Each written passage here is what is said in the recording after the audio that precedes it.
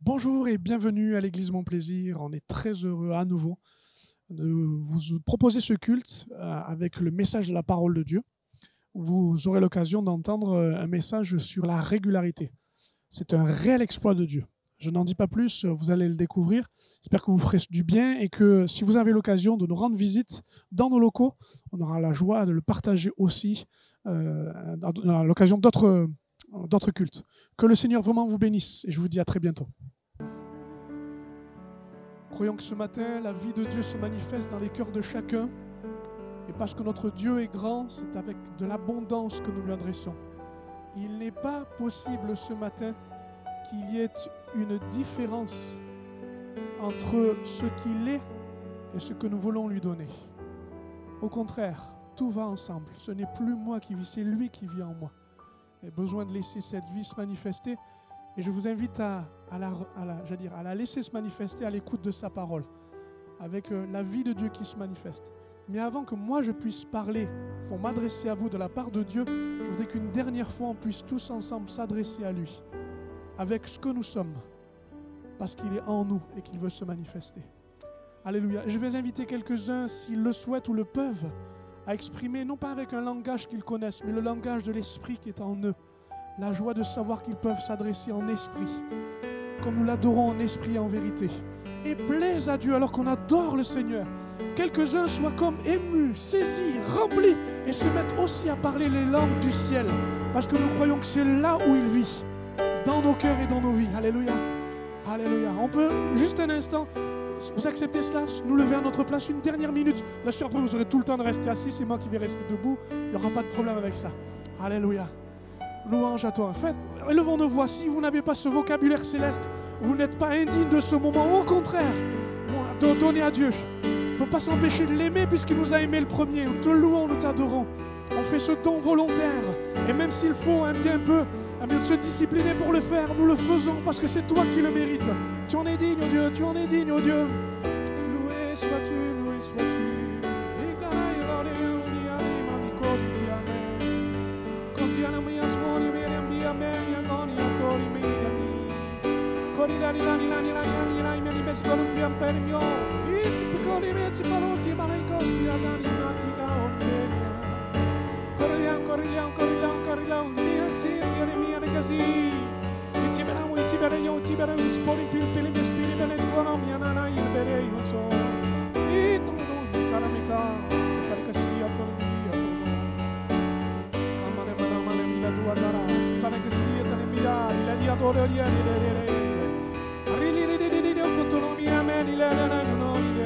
Tu as autorité ce matin, autorité pour parler, autorité pour souffler, autorité pour recommencer, autorité pour arracher, replanter, autorité sur ce moment, autorité de notre Dieu sur nos vies, parce qu'il règne, sa vie règne, parce qu'il règne dans son pouvoir, ses pieds sont ici, ses mains sont ici, ses yeux sont ici, toute sa personne est ici par l'Esprit, par l'Esprit.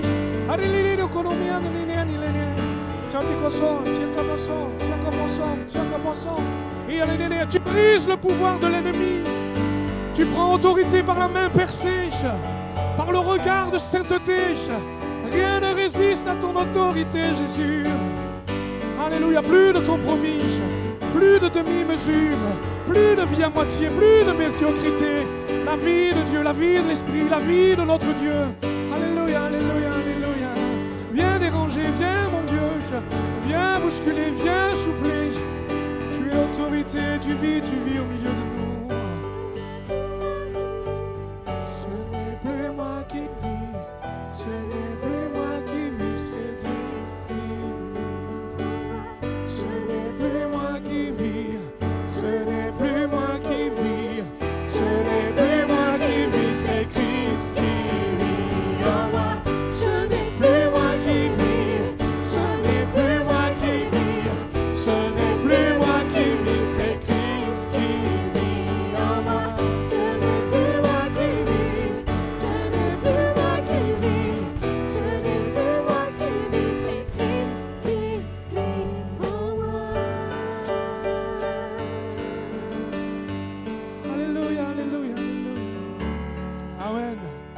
Amen. Amen, parce que c'est ainsi que nous voulons le vivre. Alléluia. Émotion ou sans émotion, force ou sans force, peu importe. C'est la présence de notre Dieu qui fait tant de bien. Alléluia. Je crois que Dieu nous fait vivre ce moment parce que le sujet que nous allons aborder n'est pas simple. Et que vous soyez tous disposés, dociles et malléables, non pas à vous laisser manipuler, mais à vous laisser conduire par Dieu et par sa parole. Merci à toute l'équipe. Merci d'être sensibles ensemble à la direction de son esprit. C'est toujours un bonheur de vivre le service avec tous ceux qui se consacrent et je suis reconnaissant à cela. Le sujet que nous allons avoir est enthousiasmant, il est aussi important que vrai. Il est tiré de 2 versets des psaumes. Avec Dieu, nous ferons des exploits. Alléluia. Et j'en vois déjà certains qui gonflent le torse en disant « mais ça c'est vrai !» Et puis j'en vois d'autres qui rentrent la tête dans les épaules en disant « si c'était possible !» Avec Dieu, nous ferons des exploits. D'ailleurs, on va le lire, si tu veux bien le mettre. Dans le psaume 108, vous le trouvez aussi dans le psaume 64, c'est à la fin de 2 psaumes, mais j'ai pris celui-là. Et ça termine à chaque fois le psaume de cette manière. « Donne-nous du secours, verset 13, contre la détresse, le secours de l'homme n'est que vanité. » Verset 14, « Avec Dieu, nous ferons des exploits, il écrasera nos ennemis. Amen. » Vous avez bien compris ici, dans ce verset, que les exploits que nous faisons sont avec Dieu et c'est Dieu qui les commet. On est d'accord? Ici, s'il y a un super-héros, je suis désolé, il peut reprendre son costume et ressortir. Il nous dit que la détresse, elle vient surtout et d'abord de nous-mêmes, parce qu'on ne peut pas commettre des exploits. Parce que les exploits humains sont des vanités. Vous entendez? Et si vous êtes rentré dans la vie de Dieu avec sa marche et que vous êtes dans l'effort, bravo, mais si vos efforts sont d'une source humaine, j'ai peur qu'à un moment donné, vous ne soyez plus dans les exploits. Avec Dieu, nous ferons des exploits parce que les exploits de Dieu écrasent les ennemis.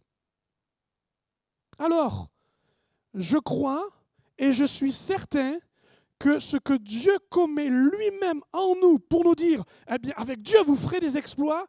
Un de ces exploits, le plus juste et le plus vrai, c'est la régularité. Vous allez me dire, mais moi je croyais que c'était chasser des démons.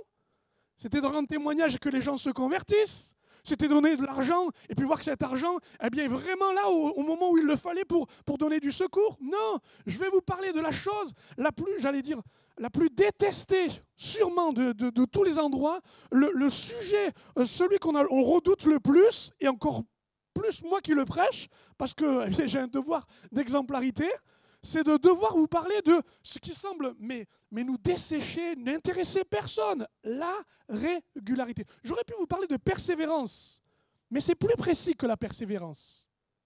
C'est persévérer dans une fréquence. Vous me suivez? Vous allez chez le médecin un jour pour prendre une illustration. Il vous dit, monsieur ou madame, si vous voulez aller bien, respirez 1 fois par semaine. À votre avis, est-ce que vous pensez que ce médecin vaut le coup? Je pense que vous n'aurez plus l'occasion d'y retourner si vous suivez son ordonnance. On est d'accord? Imaginez que votre diététicien vous dit pour aller bien, pour manger équilibré, mangez 1 fois par mois. Vous l'avez bien compris. Vous allez certes perdre du poids, mais vous allez perdre la vie à un moment donné. La régularité est un exploit que Dieu met en nous. Amen. On va le voir ensemble. Tu veux mettre la suite? Ce qui commet cet exploit de la régularité, ce n'est pas votre sens de l'organisation, votre sens du devoir ou de votre éducation, qui a été assez sévère pour vous inculquer un rythme de vie bien précis.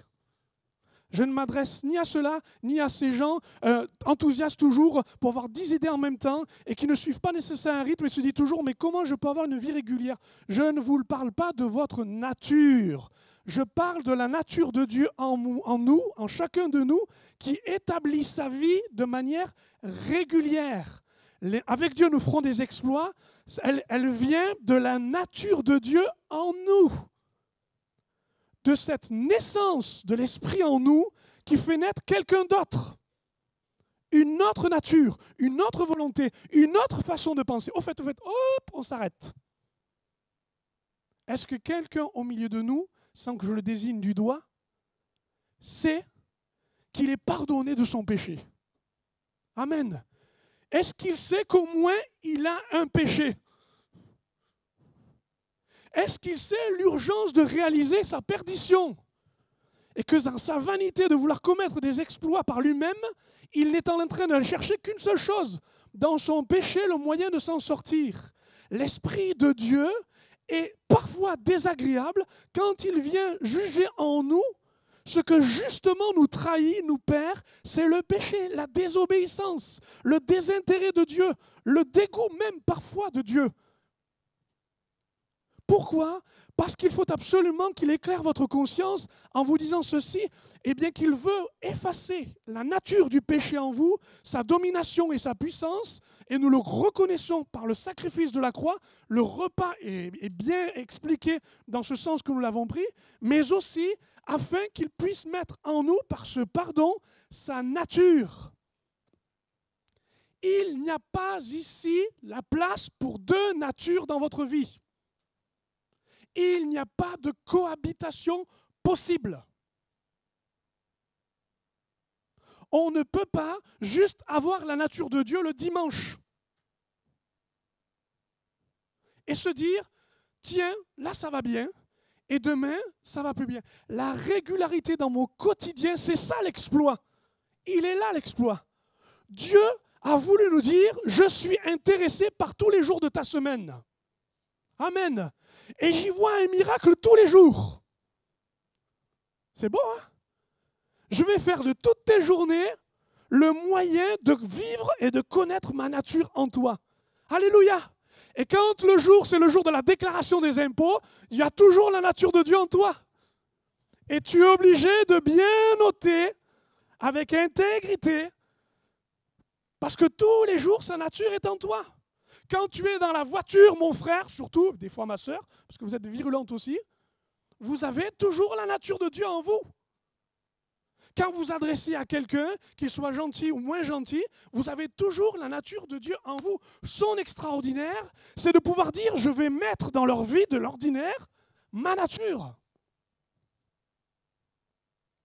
Ce qui est intéressant ce matin, c'est de réaliser qu'elle ne s'est pas effacée, elle n'a pas disparu, mais qu'elle veut vivre. Quelqu'un est mort pour vous donner la vie.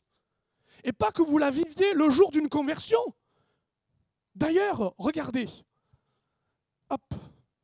L'intérêt de l'exploit de Dieu, de la régularité de la vie de Dieu en nous, c'est non seulement de naître de l'Esprit de Dieu, me convainc de péché, l'Esprit de Dieu m'amène au pardon et à la joie de pouvoir m'offrir à Dieu. Et lui, par sa nature, vient en moi par son Esprit et me donne sa nature. Je vous épargne tous les versets qui parcourent la Bible. Je vous ai fait un résumé. Mais ce qui est intéressant, c'est de naître de l'Esprit, sa nature, mais de marcher par l'Esprit. D'ailleurs, j'ai pris un exemple. C'est la façon dont Jésus a bien compris que la résurrection, la puissance de vie qui se manifestait dans quelqu'un, avait besoin non seulement qu'il sorte du tombeau, mais qu'il continue à marcher dans la régularité. Et Lazare est un exemple physique, certes, mais réel. Jean 11, 43, Jésus cria d'une voix forte, Lazare qui était mort depuis 4 jours et qui sentait déjà, sort. Et le mort sortit, les pieds et les mains liés de bandes et le visage enveloppé d'un linge. Jésus leur dit, déliez-le et laissez-le aller. Amen. C'est un ordre. Lazare, revis, mon ami, vis pour Dieu. Et laisse déborder cette vie. Mais s'il te plaît, sois aidé s'il le faut à être délié afin de libérer la régularité de la marche de l'esprit. Ce n'est pas tout d'avoir un moment exceptionnel, mais de vivre chaque jour comme une exception. La nature de Dieu en moi. Alors je suis d'accord. L'effet de la nature de Dieu en moi quand je ressuscite, waouh, ça change tout, hein? On passe du noir au blanc à la lumière, à la couleur, nos pensées changent, nos goûts changent, nos intérêts changent. Ok, ça c'est le moment. Mais après ça se plante dans la vie comme la croix reste debout dans ma vie, dans mon quotidien, pour que ce que j'exerce avec Dieu, ce que je vis avec Dieu, soit dans une régularité. Ce n'est pas parce que tous les jours tu lis sur une application inversée que obligatoirement tu vis la vie de Dieu. C'est dans ton caractère, c'est dans tes habitudes, c'est dans ton comportement. Dieu veut toute la place.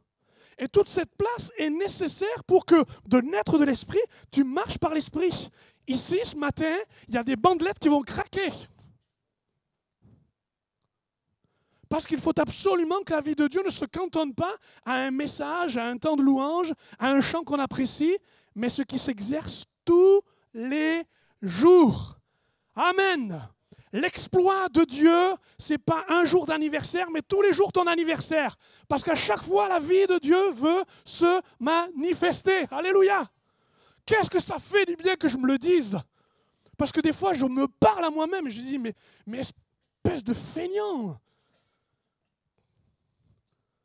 Mais qu'est-ce que tu fais avec ta nature? Au lieu de me concentrer sur la sienne et me dire, mais Seigneur. Alors, je parle, mais ouais, ok, la vie, le miracle, marcher par l'esprit, okay, mais comment? Ah, comment? Je l'ai écrit en gros pour que vous le reteniez. Comment? Allez, mon ami, maintenant débrouille-toi, explique-nous. Ok. D'abord, un changement de désir. Le mot est un mot difficile, parce que désir invite toujours dans la pensée, et notamment en français, à mauvais désir. Charnel de notre nature qui a le besoin, la démangeaison. Désir, on pense déjà à l'inclinaison sexuelle. Mais je suis désolé, ce mot désir est un mot aussi dans la Bible qui invoque la volonté, la recherche, le besoin de Dieu. Je crois que dans la nature de Dieu, il met en nous une faim, une soif de Dieu. De nouveaux désirs. Chers amis, vous êtes peut-être en train de lutter contre des désirs que vous savez mauvais, destructeurs. Et à chaque fois, vous dites, je voudrais le détester, mais je n'y arrive pas. J'aimerais quitter des habitudes, mais je n'y arrive pas. Il est évident qu'il y a quelque chose qui doit se déconstruire, se détruire. Et on ne peut pas juste l'apprivoiser et essayer de le contenir, c'est pire. Parce que vous fermez la porte d'un côté, il rentre de l'autre. Ça ne marche pas comme ça. Ou du moins, vous pouvez essayer un temps. Mais c'est de la façon dont Dieu considère notre vie pour y mettre ses désirs. Galates 5,16, dans la traduction Semeur. Je vous vous dis donc ceci, laissez le Saint-Esprit diriger votre vie et vous n'obéirez pas au désir qui anime, l'homme livré à lui-même. Car ses désirs sont diamétralement opposés à ceux de l'esprit. Et je souligne cette phrase, elle est au centre du texte que j'ai mis, ou du moins que je laisse à votre lecture. Et l'esprit a des désirs. Amen. Gloire à Dieu, je ne suis pas juste en train de me réfréner, d'essayer de m'en sortir avec ma nature, mais le Saint-Esprit met désirs en moi. Amen. Et il dit ceci, qui sont à l'opposé de seul homme livré à lui-même. Les deux sont opposés l'un à l'autre, c'est pourquoi vous ne pouvez pas être votre propre maître. Il y a un grand discernement et je prie que le Saint-Esprit fasse son œuvre, plus que je le suis en train de le faire moi-même. Pour que ce discernement vienne sur vos vies, pour vous rendre compte qu'il y a deux appétits, deux estomacs, deux besoins, deux désirs, qui sont continuellement contraires. Et que soit on en nourrit un, soit on en nourrit un autre. Et il n'y a rien de plus terrible que d'en servir un et d'en servir un autre. On ne s'en sort pas. Chers amis, l'esprit a des désirs. Et ces désirs sont de cette nature.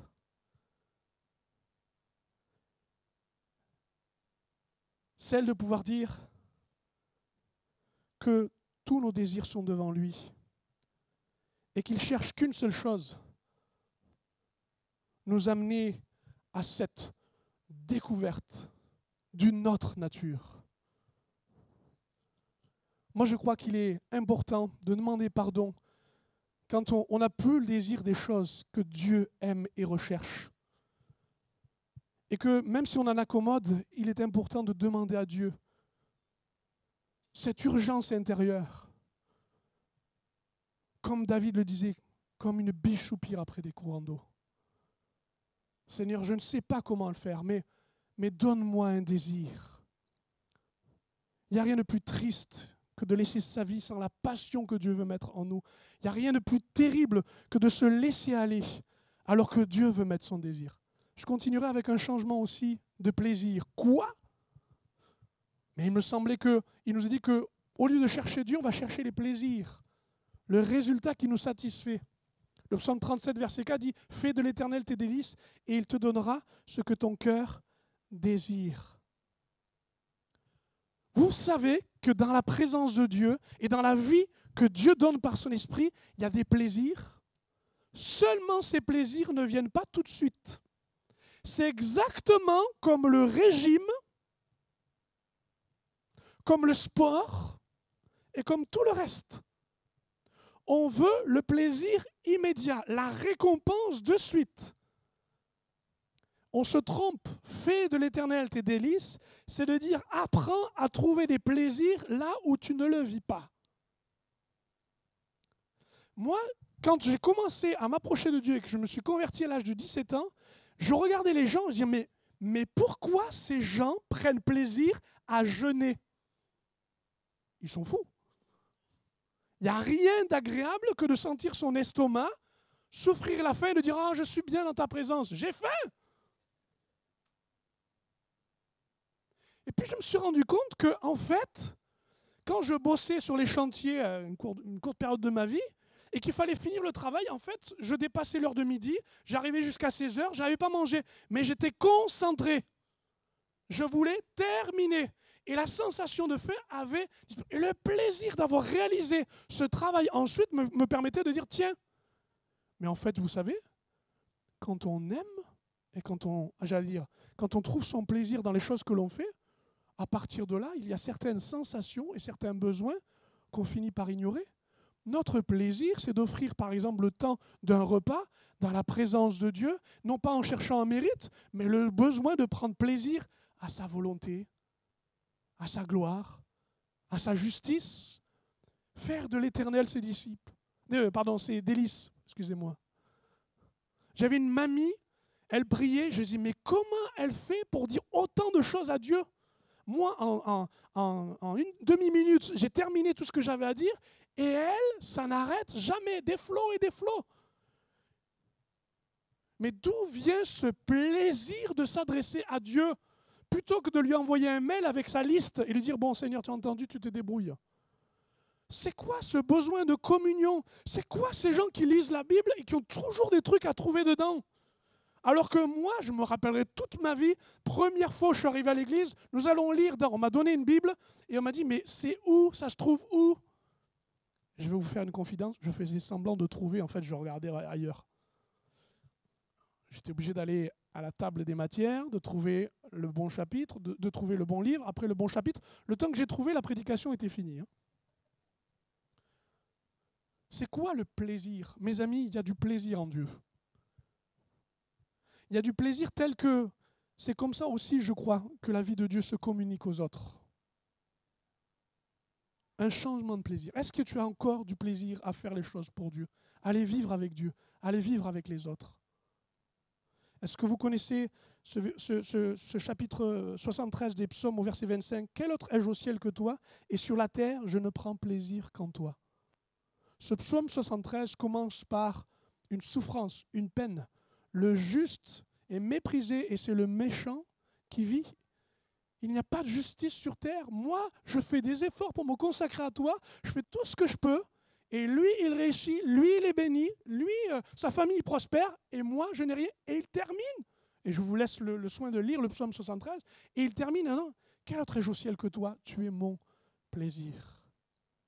J'ai trouvé un extrait du livre que je vous conseille de David Platt, Suis-moi. Un extrait d'un théologien qui s'appelle Lewis, qui dit ceci concernant le plaisir. « Je n'avais jamais remarqué que tout plaisir suscitait spontanément la louange. Le monde résonne de louanges. Les lecteurs, leurs poètes favoris, ils louent leurs poètes favoris. Les marcheurs eh bien, il loue la campagne, la nature qu'ils visitent. Les joueurs, eh bien, ils louent leur passe-temps favori. Et il dira ceci: je crois que nous aimons faire l'éloge de ce que nous apprécions, car la louange ne fait pas qu'exprimer notre plaisir, elle le complète. Elle en est le parfait accomplissement. Ce que je veux dire en lisant ceci, c'est que la louange est un plaisir. Alors, je n'ai pas dit que toutes les circonstances quand on loue sont plaisantes. Je suis d'accord. Mais de pouvoir dire du bien de celui qui nous passionne et que nous aimons, ça, c'est un plaisir. Et je sais que certains sont tellement dans ce plaisir d'adoration qu'ils sont parfois plus expressifs que d'autres. Leur plaisir pour certains, c'est la solennité. Pour d'autres, c'est la joie expansive. Et alors, notre plaisir, c'est de pouvoir louer Dieu ensemble. Et c'est de le faire comme Dieu nous le demande. C'est délice. C'est délice. Et puis, il y a le deuxième point que j'aimerais aborder avec vous. Quel exploit de la régularité. Changer ses désirs, trouver du plaisir dans ce que Dieu demande, dans les choses qui nous étonnent, la prière, la louange, l'étude de sa parole. Mais il y a aussi les exploits de l'Église. L'Église a été donnée sur la terre pour que nous apprenions la régularité. La régularité par la redevabilité. J'ai appris à être régulier grâce à vous. Est-ce que j'étais obligé d'être là à 10 heures pour vous? J'ai appris la régularité par le fait de devoir, j'allais dire, vous rencontrer. Lisons ceci. Dans Actes 2, 42, l'action du Saint-Esprit se manifeste, c'est la Pentecôte, et il nous est dit que ceux qui ont accepté la parole et qui ont été baptisés étaient environ 3000 âmes. 3000 personnes d'un coup dans l'église. Je ne sais pas si vous imaginez, l'église vient de naître, c'est les quelques disciples remplis du Saint-Esprit. Et qu'est-ce qu'il fait au verset 42, comprenez cela? Il persévérait dans l'enseignement des apôtres, dans la communion fraternelle, dans la fraction du pain et dans les prières. Expliquez-moi d'où ils ont trouvé ce programme du verset 42. Qu'est-ce qui a fait qu'à un moment donné, ils se sont regardés et se sont dit, bon, maintenant on va mettre un plan d'action, tous ces disciples, nouveaux disciples qui viennent dans l'église, on va persévérer dans l'enseignement, on va continuer dans la communion fraternelle, dans le partage du pain et donc de la Sainte Seine et les prières. À votre avis, d'où leur est venue cette attitude qui, dans la persévérance, mettait ces actes réguliers dans la vie de ses disciples? Ben, c'est pas étonnant. Ils ont fait ça pendant 3 ans avec Jésus. Pendant 3 ans, jour et nuit. Jour et nuit, Jésus enseignait. Ouais. Jour et nuit, parfois la nuit, parfois le jour, il s'est mis à prier. Jour et nuit, il a rendu témoignage, certes parfois aux foules, de témoignage du Père. Ils ont partagé le pain ensemble. Tout ce qui fait de la vie quotidienne, l'Église a ponctué la discipline spirituelle qu'ils connaissaient. Voilà pourquoi, quand Jésus leur a dit « Allez, par tout le monde, faites des disciples, enseignez-leur tout ce que je vous ai prescrit, écoutez la fin, et je serai avec vous tous les jours. » Tous les jours, ce n'est pas juste pour dire « Moi, j'ai une assurance vie, Dieu est toujours avec moi, et quoi qu'il arrive, il se passe. » Non, c'est de devoir mettre cette discipline, enseignez-leur, eh bien, tout ce que je vous ai prescrit, vivez ce que j'ai vécu pendant ces 3 ans pour que ces choses viennent. Oui, l'Église ici, c'est un moyen de trouver la régularité que je n'arrive pas à trouver. Parce qu'ensemble, on apprend à marcher, ensemble, on apprend à prier, ensemble, on apprend à témoigner, ensemble, on apprend à tenir bon. Alléluia. D'ailleurs, c'est pour ça qu'il m'a paru bon de vous lancer une invitation. La semaine prochaine, tous les midis, sur Zoom, nous lirons la Bible ensemble. Tu vas peut-être galérer en te disant « Ouais, mais moi, ça fait longtemps que j'essaie de la lire. Alors, j'ai mis mon téléphone qui sonne pour me le rappeler. J'ai essayé plusieurs techniques. La meilleure méthode, c'est de le faire ensemble. La lire, s'encourager, et pendant toute la semaine, comme reprendre un entraînement, afin que quand la semaine est finie, toi-même, tu commences à marcher. Toi-même, tu commences à être régulier. Toi-même, tu commences à prendre tes repères. Je suis désolé, mais les choses ne viennent pas toujours toutes seules. Quelle version de la Bible? Quel plan de lecture? Quelles difficultés on rencontre tous? ce que nous vivons ici, je ne vais pas y aller, est important que les grands, les grands débuts que vous avez vécus il y a longtemps, d'autres le vivent. Vos progrès intéressent ceux qui débutent. Voilà pourquoi la lire ensemble. Moi, je vous invite, donc, l'équipe d'accueil va vous distribuer un petit papier, il y a le lien Zoom, vous aurez un mail, vous êtes cernés de toute façon, hein, vous êtes invités à ça. Pendant une demi-heure, on lit la Bible, on se donne des conseils et toute la semaine, on vit ça. Pourquoi je vous propose cela? Parce que je voudrais vous dire ceci, il y a un phénomène que je suis étonné, qui est beau, c'est de voir qu'on a plein de sites, plein d'organismes, plein de choses qui vous proposent d'être disciples. C'est vrai, hein? Qui vous proposent même préférer un prédicateur, préférer un programme, préférer un style. C'est super.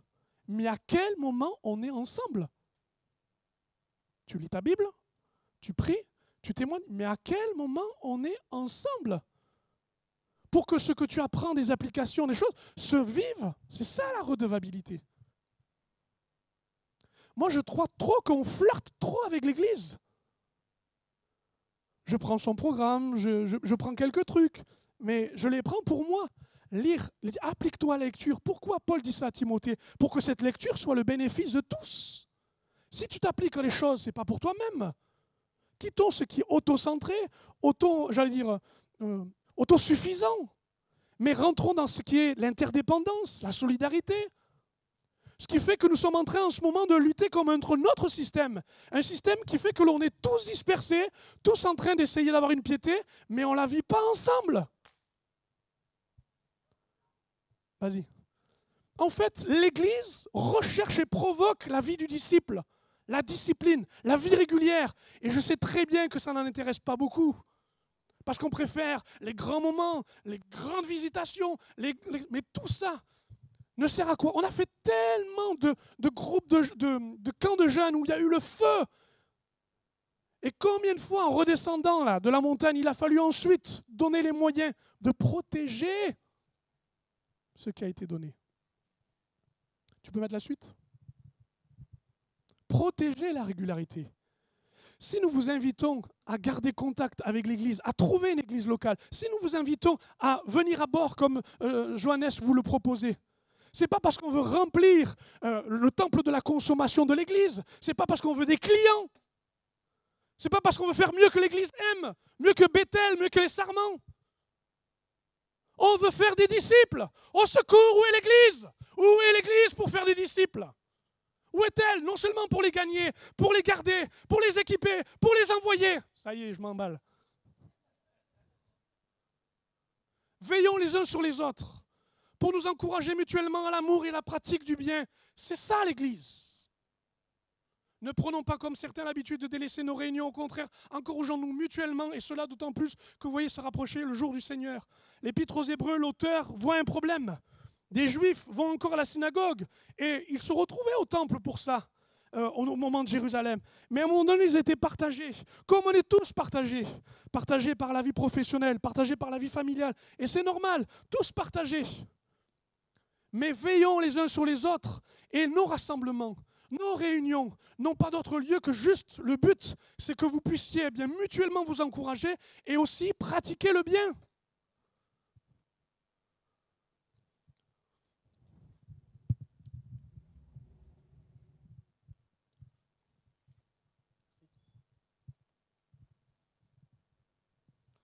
Je vous assure, je ne vais pas vous frapper. Il y a un message que j'ai partagé mardi soir, en fait, qui ne cesse de tourner dans mon cœur pour l'Église. Alors là, je suis le prédicateur, mais si je peux être un peu prophète aussi, je vais le faire. C'est très délicat, parce qu'on est sur une ligne de crête, on est sur un équilibre, mais je vais y aller, je vais le faire. J'ai un souci qui me heurte, me blesse, me travaille. C'est où en est la vie de prière de l'Église. Je sais que vous priez. Chacun pour votre part, chacun pour les besoins. Je le sais, mais je ne le vois pas.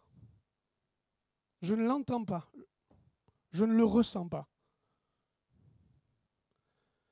Je suis dans un bateau et j'ai l'impression que d'année en année, il y a une fuite à la coque.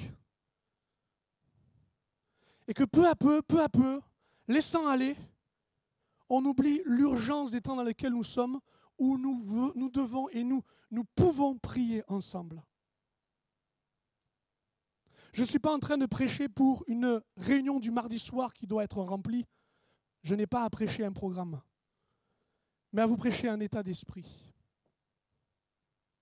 Dans l'Exode chapitre 17, en regardant ce que Moïse vivait, ce que Josué vivait, ce que Aaron et Hur vivaient, je me suis interrogé. Moïse élevait le bâton. Et dans la vallée de Réphidim, Josué combattait. Et quand le bâton déclinait, que les bras ankylosés de Moïse descendaient, en bas dans la vallée, Josué galérait. Il avait des problèmes. Aaron et Hur se sont rapprochés, ont soutenu les bras de Moïse, l'ont assis sur une pierre, afin que, comme un étendard, au-dessus de la montagne, vous avez compris l'image, Dieu soit victorieux. Notre Église a besoin de prière, mes amis. On a des soucis, on a des problèmes qui ont toujours traversé l'histoire de l'Église, mais qui nécessitent que notre prière soit plus conséquente. Je ne sais pas à quelle hauteur est notre bâton.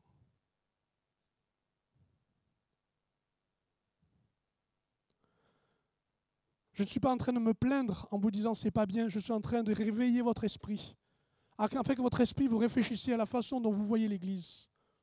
Et vous voyez la prière, un esprit de prière. Ils étaient là tous ensemble. Je réalise qu'en disant ce message, je sais très bien que je touche à votre organisation, je touche à votre façon de voir. On a des groupes de maisons qui vont se réouvrir, on a des groupes de disciples avec Insté, on a tout ça qui favorise. Mais à quel moment l'Église prend conscience que quand elle se tient ensemble et qu'elle soutient l'étendard, Dieu peut agir?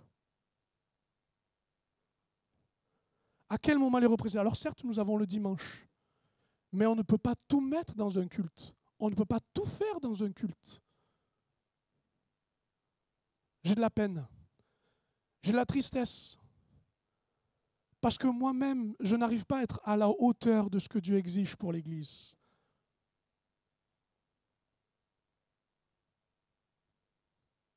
J'ai la tristesse de voir que le péché, parfois, ne décolle pas des vies. J'ai encore plus de tristesse qu'au lieu que nous nous soutenions mutuellement pour prier, on se divise, on se querelle, on se disperse.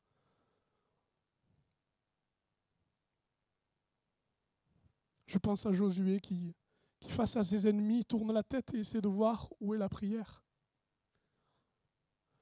Je pense à Aaron et Hur, qui chacun doivent se mettre d'accord pour tourner les bras. Je ne sais pas ce que vous voulez faire dans cette église. Mais je crois à l'exploit de la régularité. Alors oui, la réunion est à 19h. Oui, c'est vrai. Mais vous savez quoi? On peut faire des semaines des prières, des nuits de prière si vous voulez. Ce n'est pas un souci. Mais est-ce que c'est ça le but ou c'est l'état d'esprit de prière qui se retrouve dans l'église? Où est l'église quand on prie? Où est l'église? Je ne suis pas Moïse. Je ne suis pas Josué. Je suis juste un interprète qui vous parle d'une douleur, d'une crainte, d'une inquiétude. C'est qu'on enlève juste la force de ce qui fait l'Église, son authenticité. La puissance d'être ensemble et d'élever l'étendard. Et de laisser Dieu victorieux. Je terminerai par cette pensée. Je l'ai dit tout à l'heure, la nature de Dieu en nous, c'est ce qui permet la régularité et qui donne la maturité. Il n'y a pas de maturité sans régularité. Comme je vous l'ai dit, qu'est-ce qui fait que nous changeons? C'est l'Église qui nous aide à le changer. Elle m'a rendu le plus grand des bénéfices.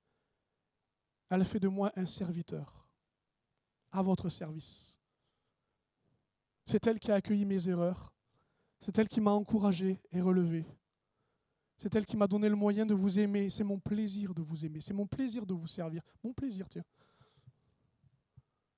La régularité conduit à la fidélité. Et puis on veut tous la victoire, vous êtes d'accord? On veut tous la victoire. On veut que la victoire s'établisse au milieu de nous. Mais vous savez que souvent et parfois, la victoire, elle vient de la régularité. Lorsque David a confronté le grand Goliath, plus de 3 mètres, et lui tout petit avec sa pierre. Vous pouvez venir. Il dira à Saül, l'Éternel qui m'a délivré de la griffe du lion et de la patte de l'ours me délivrera aussi de la main de ce Philistin. Et dites-moi, quand je lis ça, Goliath n'était pas le premier géant qu'il confrontait? Dans les pâturages, parfois, un animal, un prédateur venait prélever sur le troupeau l'agneau ou la brebis. Et quand il décrit à Saül ce qu'il faisait, il le confrontait, il le saisissait par la gorge, il l'arrachait. Notre petit berger était habitué aux confrontations. Je suis d'accord. La pierre est partie, c'est Dieu qui l'a poussée jusque dans le front de notre ami Goliath. Bien sûr que ce miracle et cette victoire vient de Dieu, tout à fait, mais avec quelqu'un qui savait déjà ce que c'était que la régularité. De quelqu'un qui sûrement s'entraînait avec sa fronde et lançait. Aurait-il pu penser qu'il envoyait cette pierre? Je suis ému parce que je me revois à 17 ans. Pardon pour l'émotion. Je me revois à 17 ans lutter contre Dieu, dire mais je balbutie avec mes mots. Je suis empêtré avec mes émotions. Je suis pas à l'aise avec mon corps. J'ai rien qui va. Et Dieu de me dire, mais dans la régularité, dans l'équipement, dans la préparation, je fais un homme de Dieu. Je ne suis pas une exception. Toute l'Église peut vivre la même chose. Comme toute une armée était avec David. Pour réaliser que si tu es régulier, non seulement tu vis la victoire de Dieu, tu l'assumes, mais tu la prolonges. Est-ce qu'on peut se lever dans sa présence?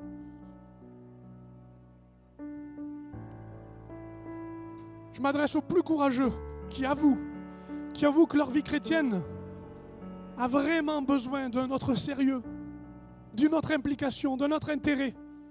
Et je ne viens pas ici me ramener avec toute l'armée des démons et du diable qui vient vous culpabiliser en vous disant « Ah, tu vois, encore une fois ». Mais je viens avec le message de la grâce de Dieu qui t'invite à lâcher ta nature, à la dénoncer, à la livrer à la croix, afin qu'elle soit crucifiée. Je n'en veux plus. Je veux arrêter de me détester et de détester ce que je fais. Je veux aimer et être libre.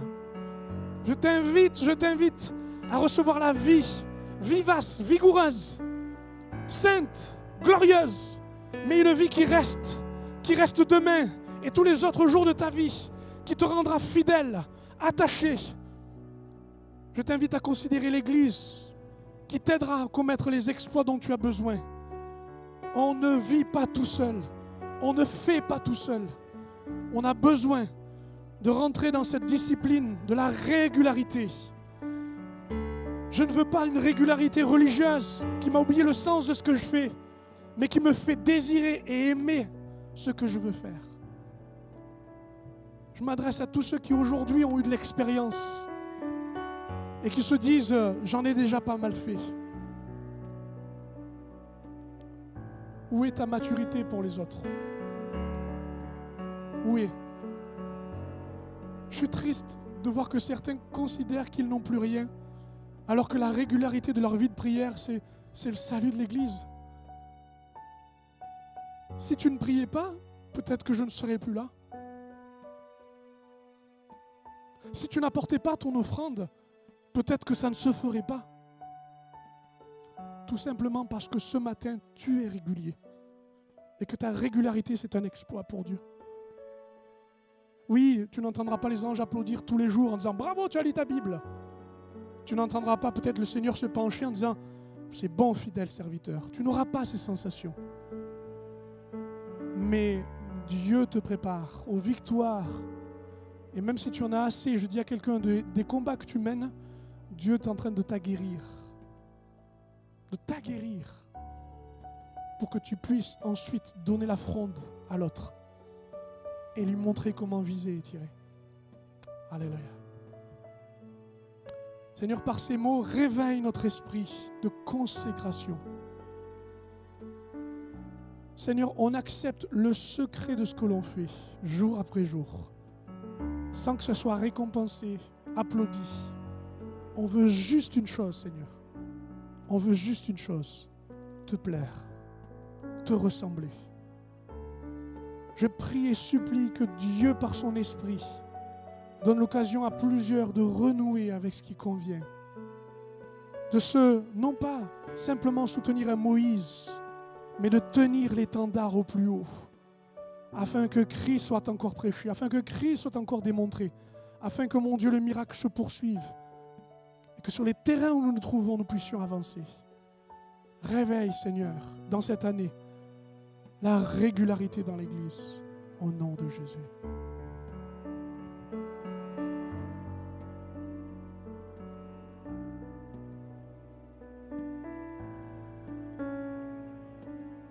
Cette œuvre commencée en nous, tu complètes par ton amour. Grand est ton nom, et tu combats pour nous, notre espoir est pour toujours. En toi, oh Dieu, cette œuvre commencée en nous, tu complètes par ton amour. Grand est ton nom, et tu combats pour nous, notre espoir est pour toujours. En toi, oh Dieu, nous croyons, confiants en son nom. Je sais que Dieu est inébranlable, Dieu est avec nous, au-dessus de tout. Je sais que Dieu est inébranlable.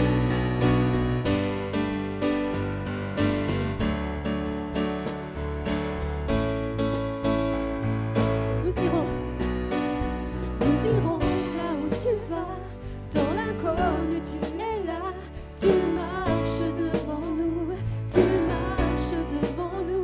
conduis mon cœur dans tes voies, car je veux vivre pour toi. Tes promesses sont certaines, tes promesses sont certaines. En Dieu nous croyons, confiants en son nom. Je sais que Dieu est inébranlable, Dieu est avec nous, au-dessus de tout.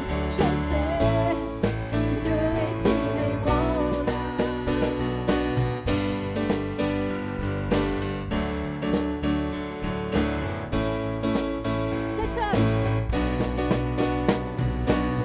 Cette œuvre commencée en nous, tu complètes par ton amour.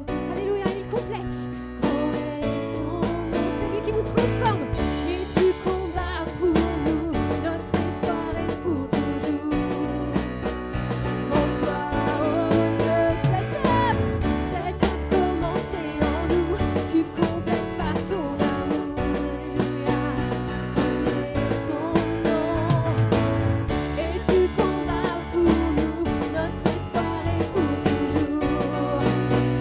En toi, oh Dieu, nous croyons, confiants en son nom. Je sais que Dieu est inébranlable, Dieu est avec nous, au-dessus de tout. Je sais que Dieu est inébranlable. En Dieu nous croyons, confiants en son nom.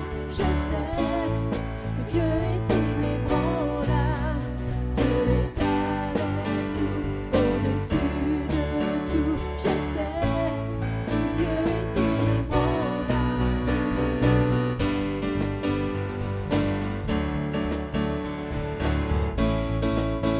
Nous irons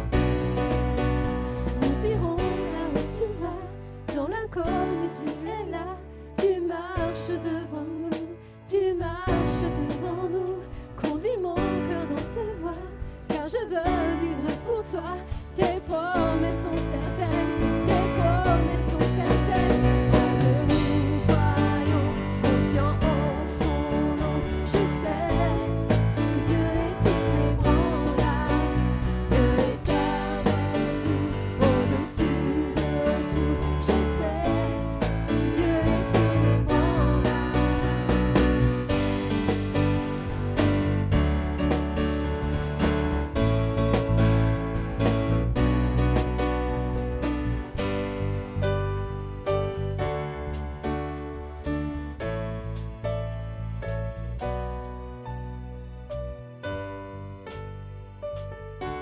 Merci Seigneur.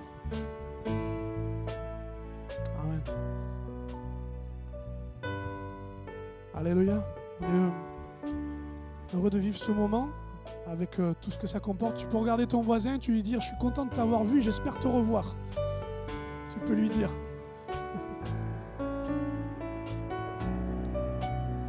Et si tu ne viens pas, j'irai te chercher.